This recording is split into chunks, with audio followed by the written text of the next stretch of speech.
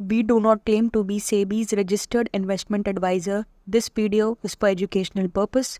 Stock market is subject to market risks. Do research before investing. Hello investors, I welcome you all to APM stock analysis. आने वाला week बहुत ही excitement से भरा हुआ है क्योंकि एक नए साल की शुरुआत हो रही है। और जैसा कि हम जानते हैं, अभी जो पिछला 12 से 13 दिनों का जो मार्केट फॉल था, अब वो धीरे धीरे मार्केट में सुधार देखने को मिल रहा है और सारे इंडिसेस अब ग्रीन में ट्रेड करना शुरू कर चुके हैं। तो आने वाले वीक में ऐसे क्या फैक्टर्स हो सकते हैं जो कि मार्केट को बहुत ही ज़्यादा अफेक्ट करेंगे, पॉजिटिव हो या निगेटिव, अफेक्ट इन्हीं से होना है। तो आइए, अगर आप एक एक्टिव इन्वेस्टर्स हैं तो आपको ये जानकारी होनी चाहिए कि कौन कौन से फैक्टर आने वाले समय में मार्केट को अफेक्ट करेंगे और उससे क्या आपको सीख लेनी चाहिए या फिर अपने पोर्टफोलियो या वॉच लिस्ट में क्या बदलाव रखना चाहिए, आपके इन्वेस्टमेंट स्ट्रेटेजी कैसी होनी चाहिए। इन सारे सवालों के जवाब होंगे ये 10 फैक्टर जिनकी हम डिटेल में चर्चा करेंगे।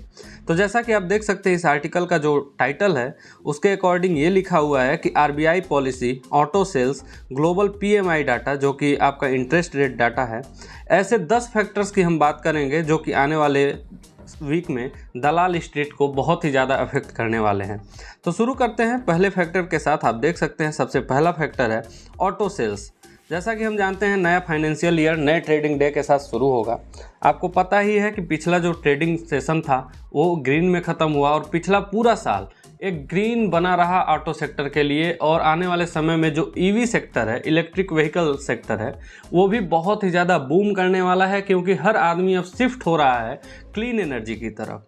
तो वहीं आप देख सकते हैं ऑटो सेल्स में आने वाले समय में ये सारे स्टॉक्स, जिसमें Maruti Suzuki India, Tata Motors, hero MotoCorp, Eicher Motors, Ashok Leyland, Bajaj auto, Mahindra and Mahindra, इसके अलावा टीवीएस मोटर कंपनी भी अगले साल टारगेट पर रहेंगी।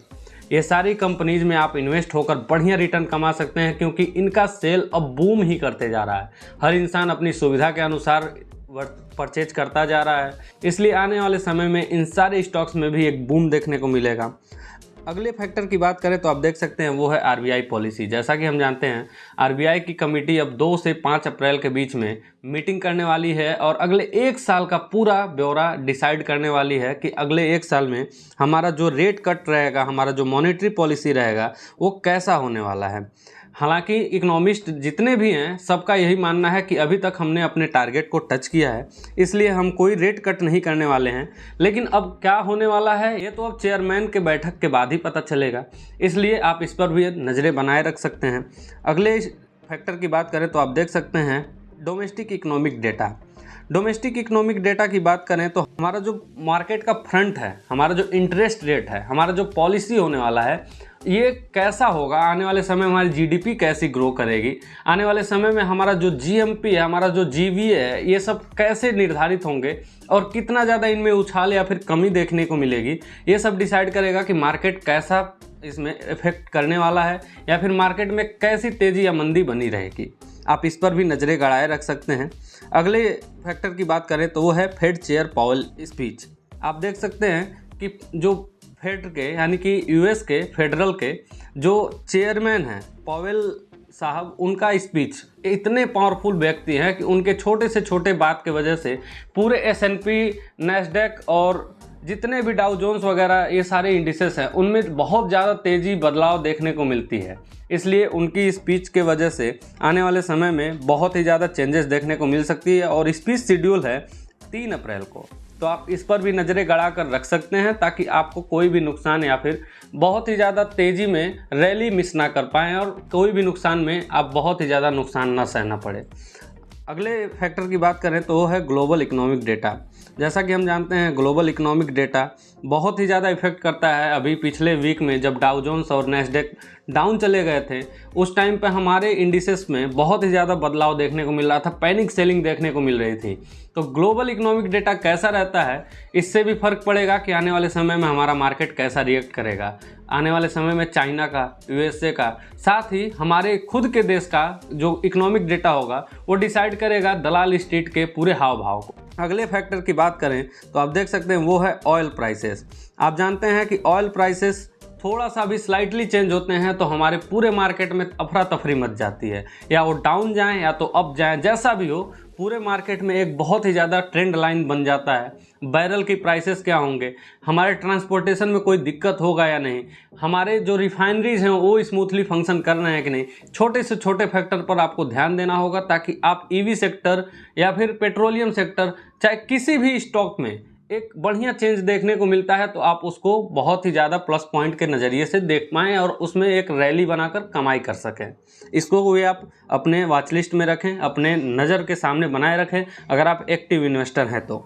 अगले फैक्टर की बात करें तो आने वाले वीक में जो IPOs आने वाले हैं उसमें भारतीय हेक्साकॉम का IPO बहुत ही ज़्यादा बायंसी एजेंट के तौर पर काम करेगा। आप देख सकते हैं कि फाइनेंशियल ईयर 2025 का ये पहला IPO होने वाला है, इसलिए इस पर भी आप नज़रें गड़ाए रख सकते हैं। साथ ही इस IPO में बहुत ही GMP हाई है तो आप इसमें भी बढ़िया कमाई कर सकते हैं, इसको भी आप अपने निगाहों के सामने बनाए रखें। अगले फैक्टर की बात करें तो वह है टेक्निकल व्यू कि हमारे मार्केट का चार्ट और पैटर्न क्या कहता है। जैसा कि हम जानते हैं निफ्टी बहुत ही डाउन चला गया था, इसके साथ ही सेंसेक्स और बैंक निफ्टी में भी भारी गिरावट देखने को मिली थी। लगभग 2000 पॉइंट बैंक निफ्टी गिर चुका था और ठीक वैसा ही ट्रेंड लाइन कुछ हमें निफ्टी में देखने को मिल रहा था। लेकिन अब जो बुलिश लाइन बनते जा रहा है, बुलिश ट्रेंड बनते जा रहा है, साथ ही जो कैंडल्स आ रहे हैं वो ग्रीन के कैंडल्स हैं और आने वाले समय में बहुत ही तेज़ी से अप जाने वाले हैं, इसलिए आप इस अप रैली को मिस ना करें। अगर आप FNO बायर हैं, FNO ट्रेडर हैं या फिर एक एक्टिव इन्वेस्टर हैं तो आपको ये सारे ट्रेंड लाइन से बहुत ही ज़्यादा फर्क पड़ने वाला है, आप इनको भी नज़रों के सामने बनाए रखें। अगले फैक्टर की बात करें वो है FNO क्यूज। FNO क्यूज में आप देख सकते हैं कि कौन से पॉइंट पर कौन सा स्टॉक बहुत ही ज़्यादा सेल में है या फिर कौन से पॉइंट पर कौन से स्टॉक या फिर कौन सा इंडिसेस बहुत ही ज़्यादा बाइंग का काम करेगा। ये भी बहुत ज़्यादा आने वाले समय में अफेक्ट करने वाला है मार्केट को। आप देख सकते हैं 22,500 से लेकर 22,600 के बीच में एक नई सीरीज़ शुरू हो रही है और निफ्टी में भारी तेज़ी देखने को मिल सकती है। वहीं पे आप देख सकते हैं कॉल साइड की बात करें तो 22,600 जो कि स्ट्राइक पॉइंट होने वाला है, जो कि 22,300 और 22,500 को सपोर्ट करेगा। ये सारे जो आने वाले समय के चेंजेस हैं आपको बहुत ही ज़्यादा अफेक्ट कर सकते हैं, पूरे मार्केट को अफेक्ट कर सकते हैं, आप इन पर भी नज़रें बनाए रखें। अगले और लास्ट एक्शन की बात करें वो है कॉर्पोरेट एक्शन। आने वाले वीक में कुछ ऐसी कंपनीज हैं जिनका इंटरिम डिविडेंड आने वाला है, जिनका बाईबैक आप शेयर होने वाला है, राइट इशू होने वाला है, बोनस इशू होने वाला है। आप स्क्रीन पर देख सकते हैं भारत डायनेमिक्स का इंटरिम डिविडेंड आने वाला है, साथ ही फ्रेश ड्रॉप फ्रूट्स का बाईबैक होने वाला है, अशोक लेलैंड का भी इंटरिम डिविडेंड। इसके अलावा राइट इशू होने वाला है आईकोट हाईटेक का। इसके अलावा आप देख सकते हैं क्यूपिड लिमिटेड का बोनस इशू और साथ ही स्टॉक स्प्लिट भी होने वाला है। तो इन सारे कॉर्पोरेट एक्शन से भी मार्केट में बहुत ही ज़्यादा फर्क देखने को मिलेगा। आप इन सारे एक्शंस को अपनी नज़रों के सामने बनाए रखें। एक एक्टिव इन्वेस्टर का काम यही होता है कि वो मार्केट के हर एक छोटे से छोटे डिटेल को नोट करे और उसे अपने फ़ायदे में ले आए। इसलिए आप इन सारे फैक्टर्स को अपने आंखों के सामने रख सकते हैं ताकि आप आने वाले समय में किसी भी रैली को मिस ना करें और किसी भी बड़े लॉस से बच सकें। इस वीडियो में यहीं तक। अगर आपको इन सारे एक्शंस के अलावा किसी और शेयर के भी बारे में जानकारी चाहिए तो आप हमें इंस्टाग्राम और फेसबुक पर DM करके पूछ सकते हैं। इसके अलावा आप हमारे चैनल पर डायरेक्ट कमेंट करके भी त्वरित जानकारी ले सकते हैं, हम आपके लिए हमेशा हाजिर हैं। आप हमारे व्हाट्सएप चैनल और टेलीग्राम ग्रुप से भी जुड़ सकते हैं। इन सारे सोशल मीडिया प्लेटफॉर्म्स का लिंक हमारे चैनल के डिस्क्रिप्शन में है। Meet you all in the next video. Until then, thank you एंड जय हिंद दोस्तों।